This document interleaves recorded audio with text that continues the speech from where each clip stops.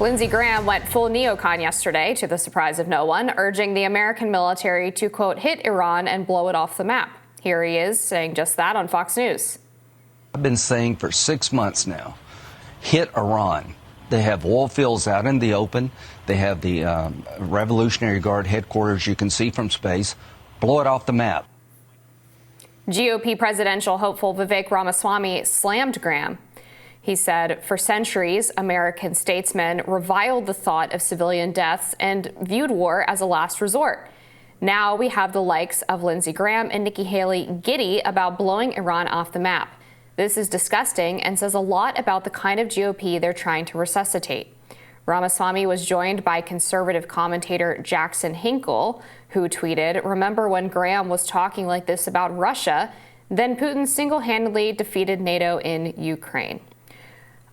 Well, I don't know, Jessica, about Jackson Hinkle. I think he has some issues with his alleged Russia propaganda, but I agree with Vivek Ramaswamy for sure. The idea that Lindsey Graham is running around calling for us to bomb Iran is obviously of no surprise, but very disturbing and exactly the kind of Republican that was supposed to go away when Trump won in 2015. He was one of the first candidates on the right side of the aisle to talk about endless war, to reject endless war, to call for bringing troops home from places like Afghanistan and Syria. And the neocons really went out of fashion, but they're trying to make a resurgence.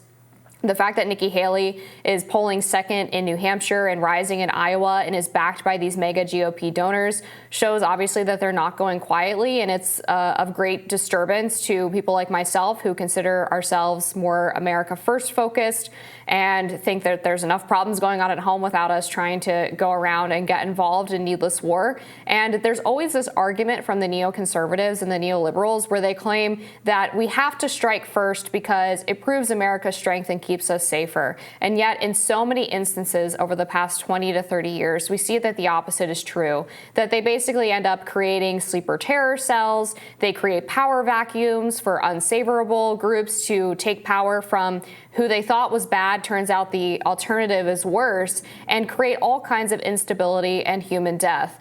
So I don't think anyone is buying this argument anymore, but this is clearly an impulse, a deeply seated impulse that people like Lindsey Graham are just incapable of getting out of their system.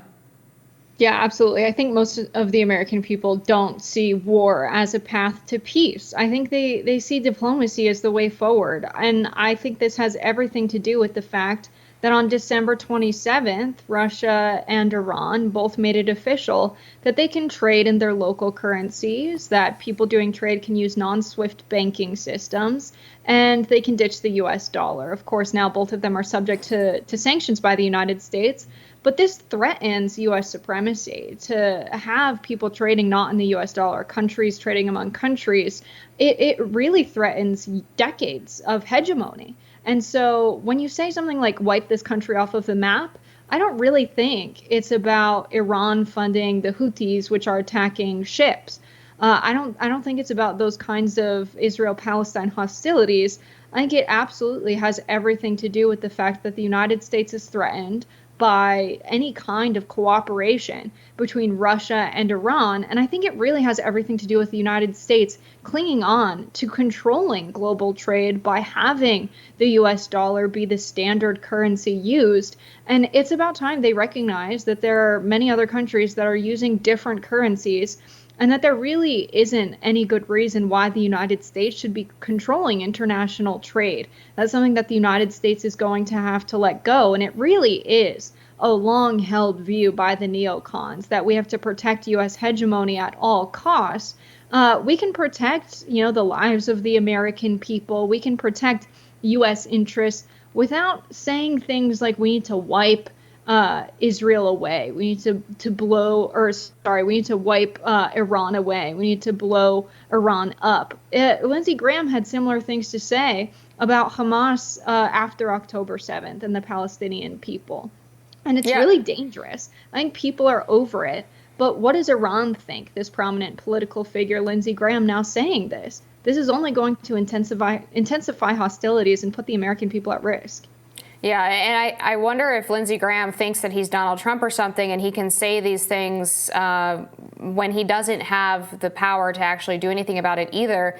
Because one of Trump's strategies when he was in office in terms of his foreign policy was he still understood the idea of peace through strength, but that didn't mean that he was wantonly bombing countries whenever they didn't do what was exactly in American interest. He was very reserved with his use of military power. He was seeking to bring troops home, but he also rhetorically and in diplomacy with other countries was very clear about what would happen if those countries were to not just sacrifice American interests, but American lives, if those people were to come at the United States in a way that actually were to either kill American troops, threaten the American people like North Korea was with its missile launches at the time. And so I think there's a fundamental difference between what Trump was doing when he was saying that Rocket Man in North Korea was going to face consequences, or that Iran was going to face consequences, the likes of which they had never seen, because that was more geared towards the protection of American life.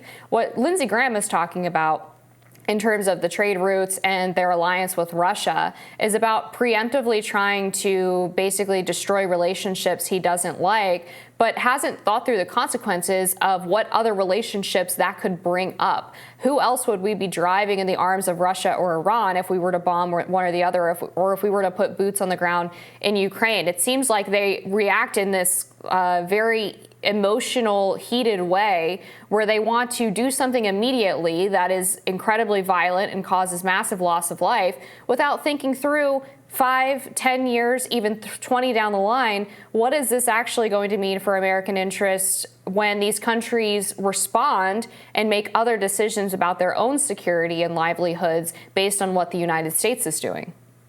Right. I think that's absolutely correct. They're not thinking long term whatsoever, not just about the retaliation of neighboring countries, but that this is not a permanent solution to a problem by any means. To just blow up anyone who is resisting U.S. hegemony is insane. Anyone who disagrees with what the United States is up to. It's not just Iran that doesn't favor the United States' support of Israel right now, and how the United States is supplying weapons to violence in the region and has been for quite some time.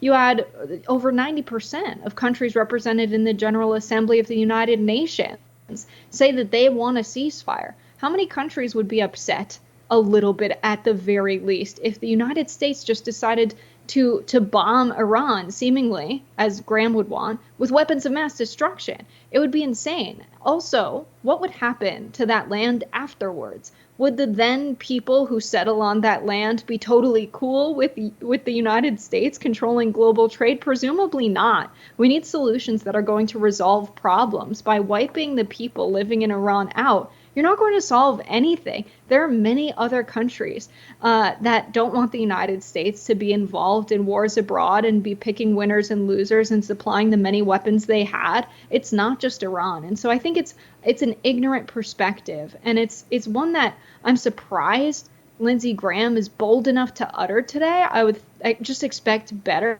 from anyone who's been in public office and has been a prominent figure for some time, because it's so dangerous. We could have retaliation against U.S. citizens because of this threat. He is threatening people in the United States by saying we would do something like this. And so, I think it's dangerous. And Vivek Ramaswamy, I don't always agree with him, but is definitely right on this. Yeah, unfortunately, I think Lindsey Graham is just going to continue to beat this drum like he has been for a while. I think if there's any solace, it's that he doesn't have the unilateral power to actually do what he's saying. And the Biden administration clearly doesn't have an appetite at this point to wipe Iran off the map, as he's saying.